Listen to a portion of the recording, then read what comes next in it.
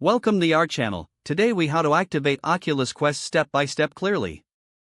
Insert the Oculus Quest headset on your head. Power on the headset by pressing the power button located on the right side. Wait for the Oculus logo to appear on the display. Adjust the fit of the headset to ensure a comfortable experience. Once the headset is powered on, you'll see the Oculus home screen. Select your preferred language using the controller. Follow the on-screen prompts to begin the setup process. Next, connect the headset to your Wi-Fi network by selecting your network and entering the password. Confirm your network connection, then proceed to the next step. Create or log in to your Oculus account when prompted. Provide the required information, such as your email and password. Once logged in, you may be asked to review and agree to the terms of service. Allow the headset to update if prompted for any available software updates.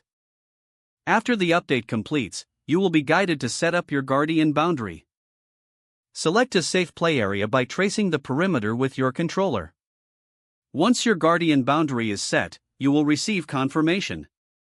You're now ready to explore the Oculus Quest. Put on your headset again and navigate through the home screen. Customize your settings, such as adjusting the volume and other preferences. You can now start downloading games and apps from the Oculus Store to enjoy. If the page does not load, refresh the browser or try again in a private or incognito window. Make sure you are using the correct email address, then retype it carefully to avoid small typos. If your password is not accepted, use the reset option and create a new strong password you can remember. Check your spam folder for verification or security emails, then complete any requested confirmation steps. Enable two-factor authentication if available to improve account security and reduce unauthorized access risk.